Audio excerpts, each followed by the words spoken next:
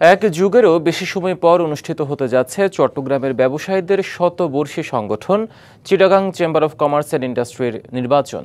১ November অনুষ্ঠিতব্য এই নির্বাচনে ইউনাইটেড বিজনেস ফোরাম প্যানেলের নেতৃত্ব দিচ্ছেন আমিরুল হক ও সম্মিলিত ব্যবসায়ী পরিষদের নেতৃত্ব দিচ্ছেন নুরুল হক। প্রার্থীদের প্রত্যাশা, পরিবারতন্ত্র থেকে মুক্ত হয়ে চট্টগ্রাম চেম্বার হবে ব্যবসা ও ব্যবসায়ী বান্ধব। ১৯০৬ সালে প্রতিষ্ঠিত চট্টগ্রাম চেম্বারের সর্বশেষ ভোট হয়েছিল ২০১৩ সালে। সভাপতি নির্বাচিত হন মাহবুবুল আলম। অভিযোগ আছে, সাবেক সাংসদ লতিফ ও মাহবুব চেম্বারকে পারিবারিক সংগঠন বানিয়ে নিয়ন্ত্রণ নেন ওয়ার্ল্ড ট্রেড সেন্টারের।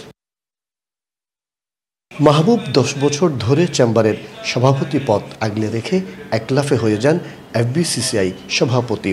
যাওয়ার আগে নিজের মেয়েকে চেম্বারের ভাইস প্রেসিডেন্ট আর লতিফের ছেলেকে সভাপতি করে যান।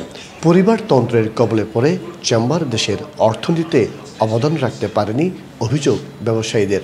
ভবিষ্যতে যেন একটা জবাবদিহিমূলক চেম্বার প্রতিষ্ঠা করাই আমাদের মূল প্রত্যয়।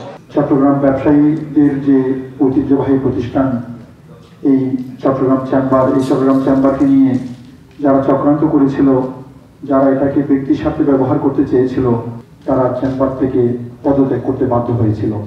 চট্টগ্রাম চেম্বারের মোট ভোটার ৬,৭৮০ জন। এর মধ্যে সাধারণ সদস্য ক্যাটাগরিতে ৪,০০১ ও সহযোগী সদস্য ক্যাটাগরিতে ২,৭৬৪ জন। শিয়া বাটার ও ভিটামিনে সমৃদ্ধ লিলি বিউটি সোপ, তারুণ্যময় উজ্জ্বল ত্বকের জন্য। রিমার্ক। ব্যবসায়ীদের ভোটে ১২ জন সাধারণ শ্রেণী, ৬ জন সহযোগী শ্রেণী, ৩ জন টাউন অ্যাসোসিয়েশন ও ট্রেড গ্রুপ শ্রেণী থেকে পরিচালক নির্বাচিত হবেন। পরিচালকদের ভোটে নির্বাচিত হবেন সভাপতি ও ২ সহসভাপতি। এখন একটা ভোটের আমেজ এসছে, আশা করি সবাই ১ নভেম্বর ভোট দেবে। আমরা সম্মিলিত ব্যবসায়ী পরিষদের প্যানেলে আমরা ১৮ জন নির্বাচনে অংশগ্রহণ করছি। আশা করি ব্যবসায়ীদের সমস্ত পালস আমরা বুঝি। আমি মনে করি সবাই মিলে যোগ্য যারা আর কি, কেউ যদি যেই যোগ্য হয় আর কি, তাকেই চিটাগং চেম্বারের নেতৃত্বে আনা দরকার আর কি।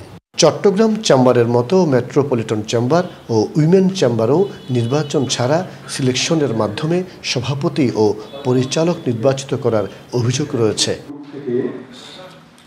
মাসুদুল হক, ডিবিসি নিউজ, চট্টগ্রাম।